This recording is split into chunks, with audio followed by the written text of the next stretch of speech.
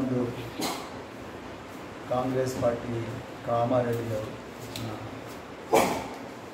Declaration పూర్తి స్థాయిలో అమలు చేయాలని, మరి ముఖ్యంగా స్థానిక సంస్థల్లో బీసీలకు 42% రిజర్వేషన్లు ప్రకటించాలని చెప్పేసి గత 6 రోజులుగా ఆమరణ నిరాహార దీక్ష చేస్తున్న టీఆర్ఎస్ రాష్ట్ర నాయకులు జక్కని సంజయ్ కుమార్ గారు, అదేవిధంగా హిందూ బీసీ మహాసభ నాయకులు సిద్ధేశ్వర్ గారు వారిద్దరిని కూడా ఈరోజు టీఆర్ఎస్ పార్టీ తరఫున పరామర్శించడానికి రావడం జరిగింది. కాంగ్రెస్ పార్టీ 6 గ్యారంటీల పేరుతో అధికారంలోకి వచ్చింది. 6 గ్యారంటీలను కేవలం గారడీలుగా మార్చింది. బీసీ వర్గాల ఓట్ల కోసం కామారెడ్డిలో వాళ్ళ అగ్రనాయకుల సాక్షిగా సిద్ధరామయ్యను తీసుకొచ్చి సిద్ధరామయ్య చేతుల మీదుగా కామారెడ్డి ఎలక్షన్ జరపడం జరిగింది. కానీ అందులో ఒక్క అంశం కూడా ఇంతవరకు అమలుకు నోచుకోలేదు. 24,000 మంది కొత్త నాయకులను చట్టసభల్లోకి, అంటే గ్రామ పంచాయతీల్లోకి, మండల ప్రజా పరిషత్లపైకి, మున్సిపాలిటీలోకి పంపిస్తామన్నారు. దానికి ఇంతవరకు కూడా కార్యరూపం దాల్చలేదు. అదేవిధంగా ప్రభుత్వ కాంట్రాక్టుల్లో బీసీలకు జనాభా నిష్పత్తి ప్రకారం ఇస్తామన్నారు, అది కూడా ఇవ్వలేదు. అలాగే బీసీ గురుకులాలకు పక్కా భవనాలు నిర్మిస్తున్నారు. 300 బీసీ గురుకులాలకు ఇంతవరకు భవనాలు లేవు. దాని గురించి పట్టించుకున్న నాకు లేదు.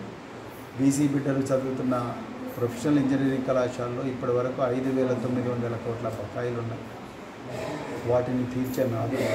అలాగే బీసీ భవనాలు నిర్మిస్తూ ఉన్నారు. జిల్లాకు ఒకటి బీసీ ఆత్మగౌరవ భవనాలు, అవి కూడా జరగలేదు.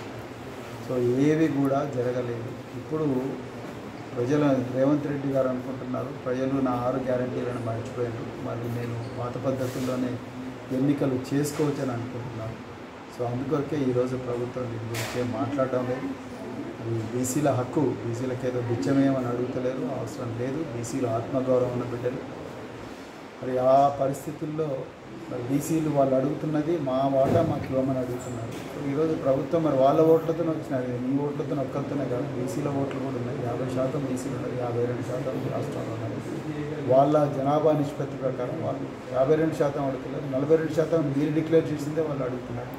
మరి దాంట్లో కూడా ఇంతవరకు పురోగతి లేదు. ఇప్పుడేమో జనాభా గణన చేసిన తర్వాత అడుగుతాను. మరి జనాభా గణన చేయడం కోసం ఇప్పటి వరకు మీరు చేపట్టిన చర్యలేవు.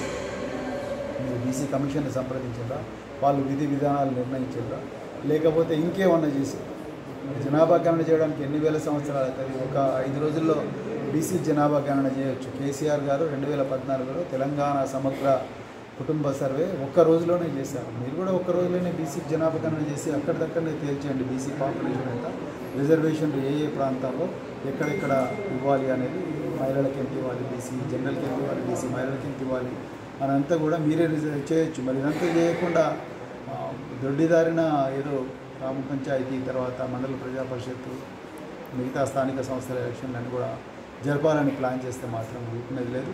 మరి అందుకే బీసీ నాయకులందరికీ కూడా మరి బీసీలకు సంఘీభావం తెలుపుతున్న మరి ఎస్సీ ఎస్టీ మైనారిటీ వర్గాల నాయకులందరికీ కూడా నేను ఒకటే కోరుకుంటున్నాను. మరి 2వ తారీఖు నాడు ఈ జక్కని సంజయ్కు, అదేవిధంగా సిద్ధేశ్వర్ గారికి సంఘీభావంగా 2వ తారీఖు నాడు కల్వకుర్తిలో కూడా ఒక మహాధర్నా జరుగుతున్నది.